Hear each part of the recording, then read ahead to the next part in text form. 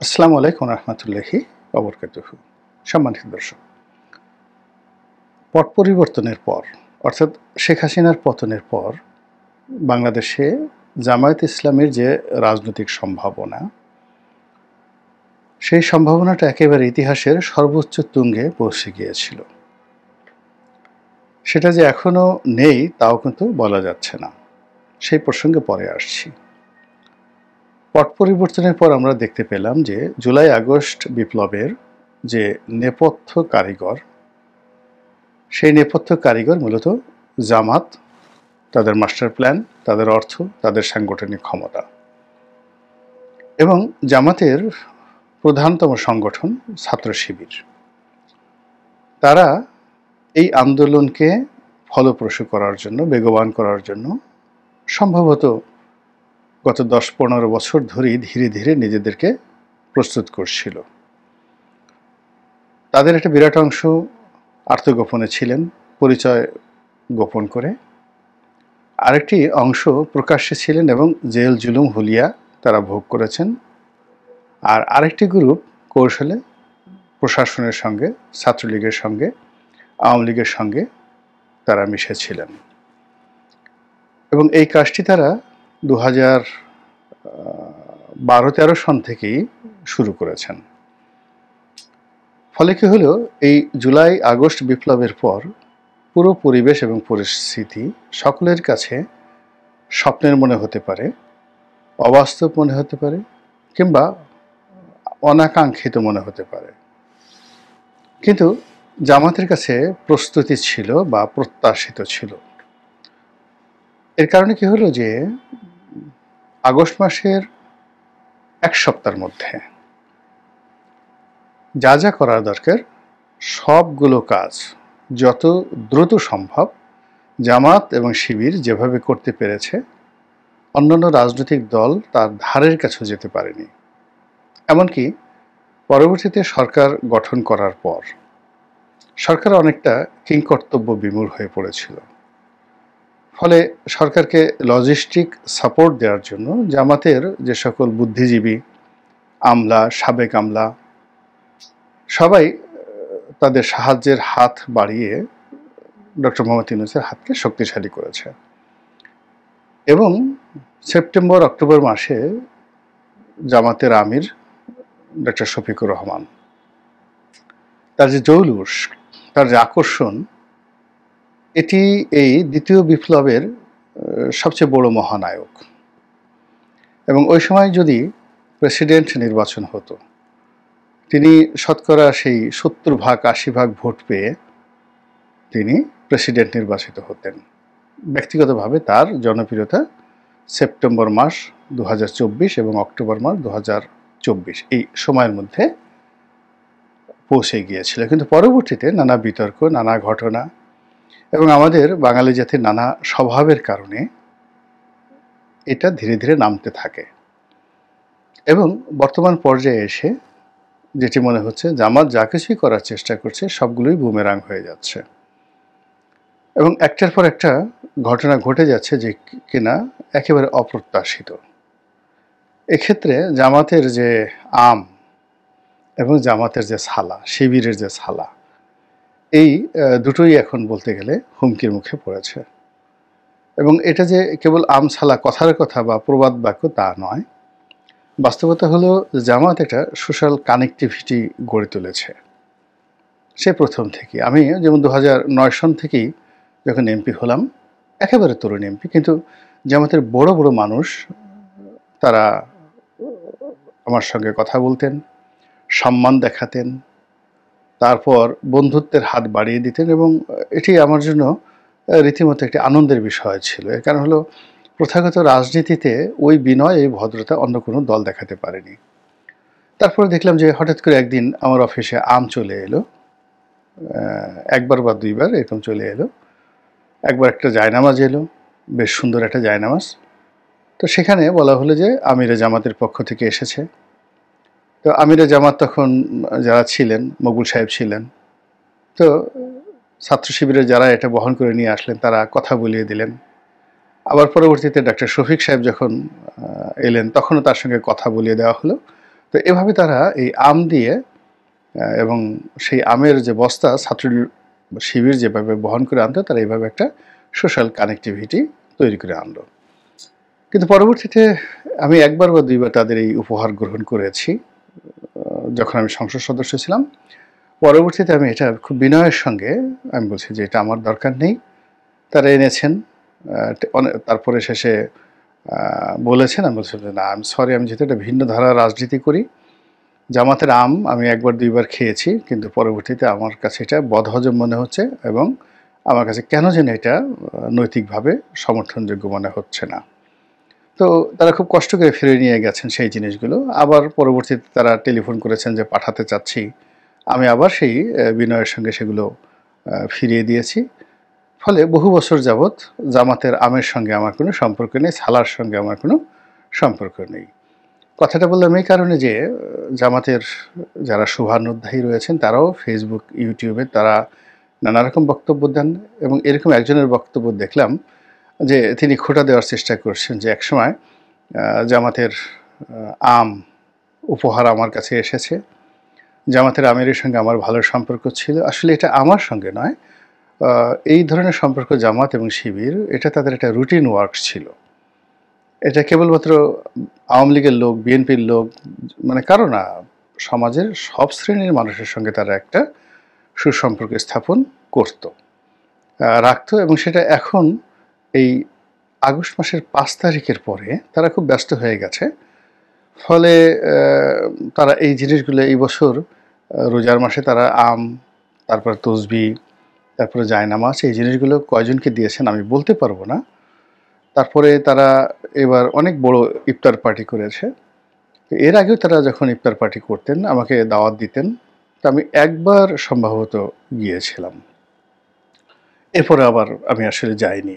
তারা টেলিফোন করেছেন, আমি বললাম যে ভাই এসেল আমার বিষয়টা ভালো লাগছে না, আমার দল তখন যেটা আওয়ামী লীগ ছিল সেটা পছন্দ করবে না এটা। ফলে এতটা উদার বাংলাদেশের রাজনীতি এখনও হয়ে ওঠেনি। এরপর থেকে আর তারা আমাকে দাওয়াত দেয়নি। আবার জামাতের পত্রিকা নয়া দিগন্ত, সেটা আমি 2009 সন থেকেই লিখি। এর কারণ হলো তখন নয়া দিগন্তের যিনি এডিটর ছিলেন তিনি, তারপর দিগন্ত টেলিভিশন, এরপর ওখানে একজন যিনি সম্পাদকীয় বিভাগের প্রধান ছিলেন, তো উনি একদিন আমার অফিসে আসলেন এবং বললেন যে রনি ভাই আপনি লেখাটা লেখেন।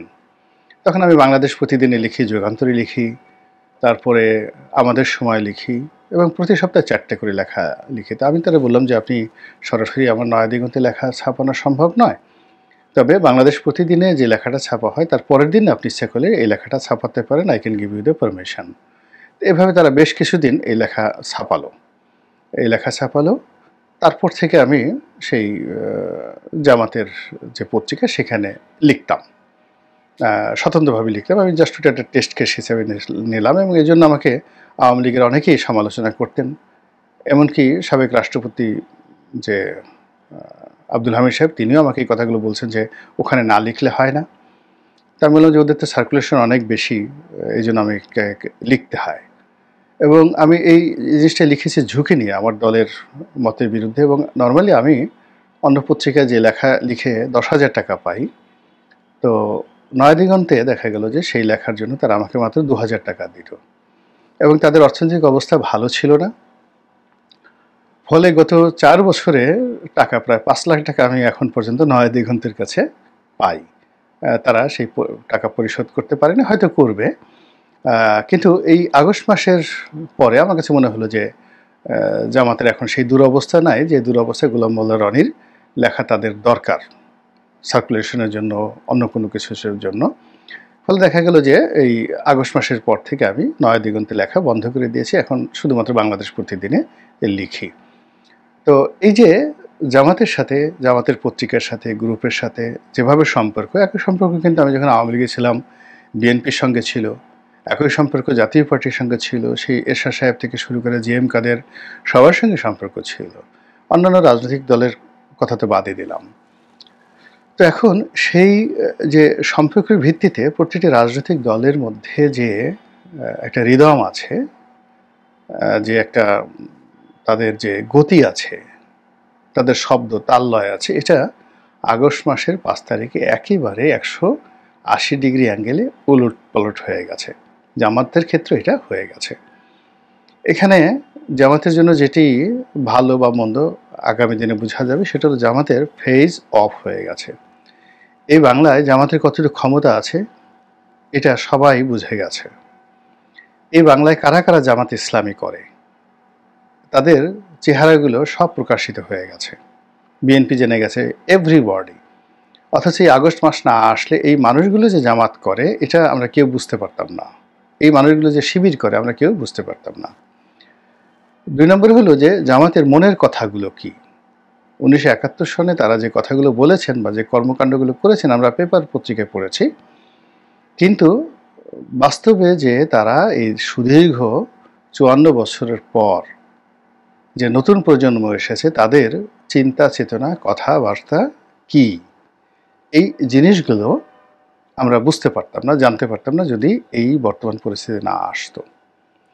ফলে এখন যে জিনিসটা দেখতে পাচ্ছি যে তারা 71-এর মুক্তিযুদ্ধে তাদের যে ভূমিকা এটি নিয়ে মোটেও তারা যাকে বলা হয় অনুতপ্ত নয়। তারপর তারা মনে করে যে এই বাংলাদেশ, শেখ মুজিব, ভারত, অন্যান্য যারা আছেন তাদের সাথে তাদের অধিকার অনেক অনেক বেশি, এবং তারা যে আদর্শটা লালন করতেন স্বাধীনতা পূর্ব সময়ে ওটাই ছিল পারফেক্ট স্বাধীনতা। দেশপ্রেম বলতে যদি কারো থাকে সেটা জামাতের আছে। এটা জামাত নেতারা যে মনে মনে এই ধারণাটা পোষণ করতেন এটা এই সাম্প্রতিক সময়ে আমরা দেখতে পেয়েছি।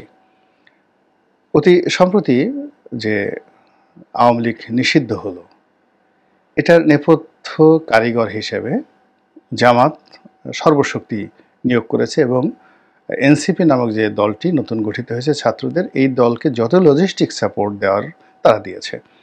এখানে শাহবাগে যে দ্বিতীয় বিপ্লবের কথা বলা হলো, যে সম্মেলন করা হলো, যে দাবি দেওয়া জানানো হলো, যমুনার সামনে যা কিছু করা হলো, এটার সব কিছুই জামাত করেছে। তো সেক্ষেত্রে জামাতের যে কীর্তিগাথা সব কিছু এটি তো যাকে বলা হয় আরও বেড়ে যাওয়ার কথা। কিন্তু দেখা গেল যে আওয়ামী লীগ নিষিদ্ধ হওয়ার পর জামাতের কপালেও কেমন যেন সিঁদুর মেঘ দেখা দিয়েছে। প্রথমত শাহবাগে আনন্দে উদ্বেলিত হয়ে অনেকে বলেছে এই গোলাম আজমের বাংলাদেশে আওয়ামী লীগের ঠাঁই নাই। আওয়ামী লীগের ঠাঁই নাই এটা ঠিক আছে, কিন্তু বাংলাদেশটা গোলাম আজমের এ কথাটা আসলে অনেকেই মেনে নিতে পারেনি। এটা নিয়ে খুবই বিতর্ক হচ্ছে, এবং জামাত যে বলে ফেলেছে এই জায়গা থেকে তারা সরি বলা বা ফিরে আসা এটার কোনো লক্ষ্য নেই, বরং জামাতের যে সকল মুখপাত্র রয়েছে তারা আরও কঠোরভাবে সমালোচনা করছে যে যারা এই গোলাম আজমকে অপমান করার চেষ্টা করছে, জামাতকে অস্বীকার করার চেষ্টা করা হচ্ছে, তাদেরকে কঠোর ভাষায় তারা সমালোচনা করছেন। দ্বিতীয়ত এই যে নাগরিক পার্টি এনসিপি, এই দলটির সঙ্গে জামাতের যে একটা দহরম মহরমের যে সম্পর্কটা ছিল এবং যেটিকে বলা হতো জামাতের বি টিম, এখানে ভীষণ রকম বিভক্তি দেখা দিয়েছে। এবং অবস্থার দৃষ্টি মনে হচ্ছে যে এনসিপির মধ্যে একটা গ্রুপ যারা জামাতের পক্ষে তারা কোণঠাসা হয়ে পড়েছে, আর অন্য গ্রুপটি যারা জামাত বিদ্রোহী গ্রুপ এবং জামাত বিরোধী গ্রুপ তারা রুখে দাঁড়িয়েছে। এবং সরকারের একজন অতি গুরুত্বপূর্ণ কর্তা ব্যক্তি উপদেষ্টা মাহফুজ সাহেব, তিনি যে একটা কথা বলেছেন যুদ্ধাপরাধীদের যে বিচার, তারপরে যুদ্ধাপরাধ যারা করেছে তারা, এবং মুক্তিযুদ্ধে যারা বিরোধিতা করেছেন তাদের সবাইকে ইন্ডিকেট করে, পয়েন্ট আউট করে তিনি খুব গুরুত্বপূর্ণ যে বক্তব্য দিয়েছেন, সারা বাংলাদেশ তোলপাড়। এখন অনেকেরই বক্তব্য যে আওয়ামী লীগ নিষিদ্ধ হয়েছে, আওয়ামী লীগের বিচার হবে, জামাতেরও বিচার হবে। এর কারণ হলো আওয়ামী লীগের বিরুদ্ধে যে অভিযোগ, সেই অভিযোগ তো জামাতের বিরুদ্ধেও রয়েছে, এবং আওয়ামী লীগ যে বিচারটা করেছে যুদ্ধ অপরাধীদের বিচার, এটা একটা চলমান প্রক্রিয়া। যেহেতু সেই কোর্ট আবার রিভাইভ হয়েছে, আইন নতুন করে সংশোধিত হয়েছে, এবং যেভাবে আইন সংশোধিত হয়েছে সেই আইনের অধীন যদি প্রসিকিউটর ইচ্ছা করে তাহলে বিএনপিকেও এখানে যাকে বলা হয় এখানে অপরাধী দল হিসেবে বিএনপিকে এখানে পাকড়াও করা যেতে পারে, হতে পারে। এর কারণ হলো বিএনপির সময়টিতে অনেকগুলো অপরাধ সংগঠিত হয়েছে, এই যেই অপরাধগুলোর জন্য আওয়ামী লীগ দায়ী করা হচ্ছে। আর এ ধরনের যে অপরাধ, মানবতা বিরোধী অপরাধ, এটার একেবারে যদি বলা হয় মহাসাগর। আওয়ামী লীগ যদি পদ্মা নদীর, মানে আওয়ামী লীগের অপরাধ যদি পদ্মা নদীর সঙ্গে তুলনা করেন, তাহলে ৭১-এর যে অপরাধ, সেই অপরাধটা আসলে বঙ্গোপসাগর বললে ছোট হবে, ভারত মহাসাগর বলতে হবে। ভারত মহাসাগর বলতে হবে, অথবা আপনি আটলান্টিক বা প্রশান্ত মহাসাগরও বলতে পারেন অপরাধের। তো কাজেই পরিস্থিতি কি সেদিকে এগুচ্ছে? এর কারণ হলো যেভাবে বিরাজনীতিকরণের কথাবার্তা শোনা যাচ্ছে, সেক্ষেত্রে যে কোনো রাজনৈতিক ব্যানার, সেটা দল হোক, গোষ্ঠী হোক, সম্প্রদায় হোক, এটাই বর্তমান যারা রেজিম, তারা যদি বিরাজনীতিকরণের যে সিদ্ধান্ত নেন, চিন্তা নেন, তাহলে সবাই তাদের নিকট শ্রেণীর শত্রু। তো সেরকম যদি হয়, তাহলে আজকের এই যে পরিস্থিতি যেটা তৈরি হলো, সেই পরিস্থিতিতে জামাতের যে আম এবং শিবিরের যে ছালা, এটি কোথায় গেল, এটি নিয়ে প্রশ্ন করা যেতে পারে, এবং এটার পরিণতির জন্য আমাদেরকে অপেক্ষা করা লাগতে পারে। আল্লাহ আমাদের সবাইকে হেদায়েত দান করুন এবং হেফাজত করুন। আসসালামু আলাইকুম ওয়া রাহমাতুল্লাহি ওয়া বারাকাতুহু।